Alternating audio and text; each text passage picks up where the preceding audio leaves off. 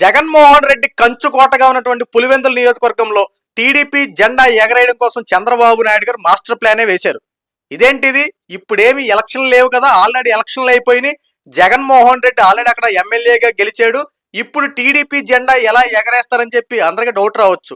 రాబోయే 2029లో ఈసారి పులివెందుల నియోజకవర్గాన్ని ఎలాగైనా సరే కూటమి ప్రభుత్వంలో ఉన్నటువంటి టీడీపీ కైవసం చేసుకోవడం కోసం రంగం సిద్ధం చేసింది. దానికి తగ్గ ప్లాన్లు కూడా అవలంబించింది.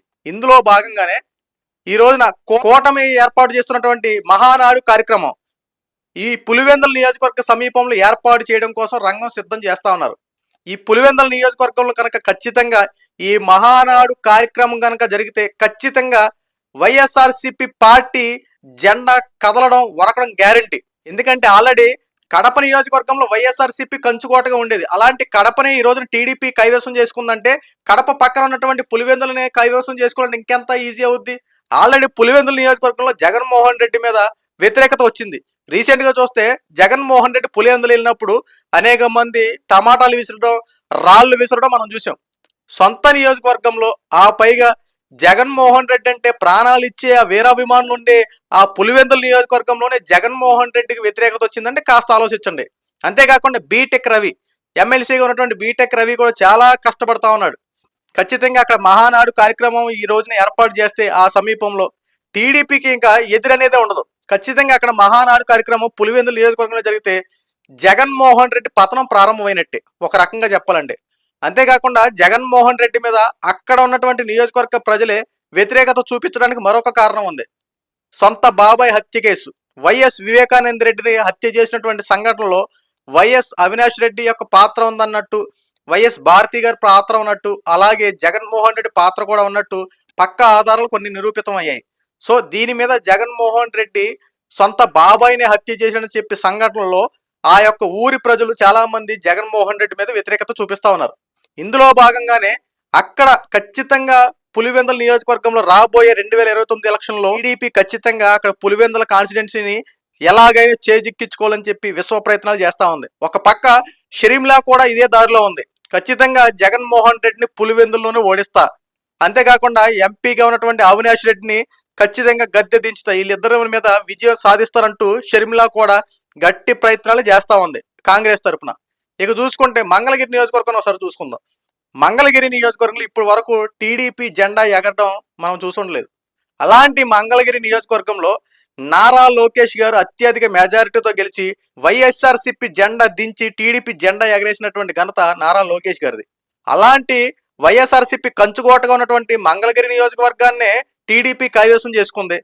కడపలో కూడా ఇదే జరిగింది. వైఎస్ఆర్సిపి పార్టీ కంచుకోటగా ఉన్నటువంటి కడప నియోజకవర్గంలో కూడా టీడీపీ కైవసం చేసుకుంది. ఇప్పుడు రాజకీయాలన్నీ పులివెందుల మీద మసులుకున్నాయి. ఎందుకంటే జగన్మోహన్ రెడ్డి మీద ఆంధ్ర రాష్ట్ర ప్రజలు వ్యతిరేకత చూపించారు. గతంలో 150, 160 సీట్లు ఇచ్చినటువంటి వైఎస్ఆర్సిపి పార్టీకి ఈసారి కేవలం 11 సీట్లే ఇచ్చారు.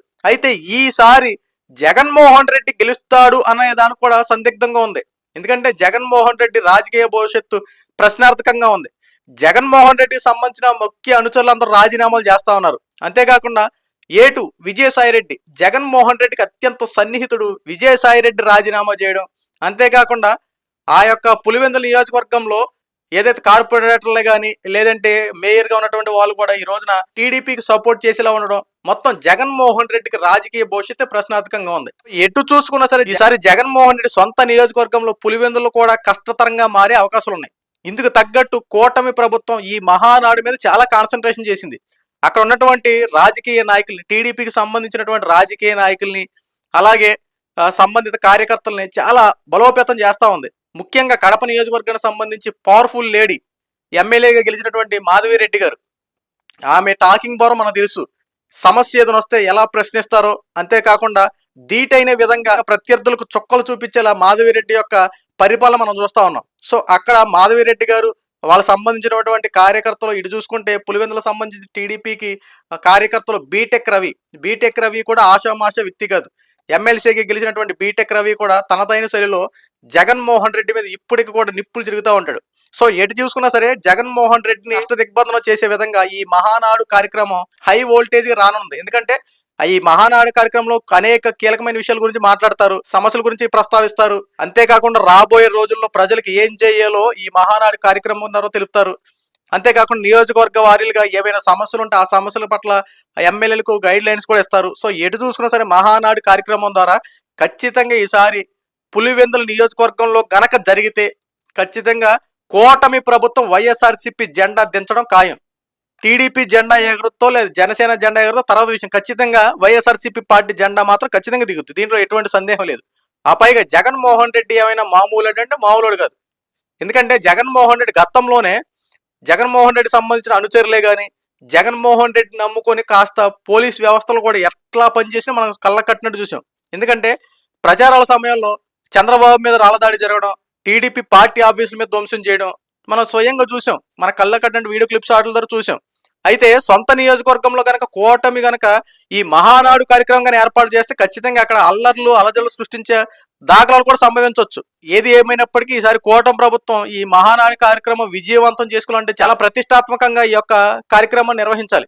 ఒక పక్కన పోలీస్ వ్యవస్థను చాలా పకడ్బందీగా ఏర్పాటు చేయాలి. లా అండ్ ఆర్డర్ ఇష్యూ కలగకుండా చాలా జాగ్రత్తలు వహించాలి.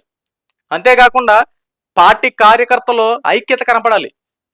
ఇక్కడ కూటమి ఉంది కదా, ఇక్కడ బీజేపీ టీడీపీ జనసేనలో ఎట్టి పరిస్థితులు విభేదాలనే రాకుండా ఒక కంటిన్యూ ఇప్పుడు ఎలా ఉందో అలాగే కంటిన్యూ అవ్వాలి తప్ప ఈ మధ్యకాలంలో ఎలాంటి విభేదాలు రాకూడదు.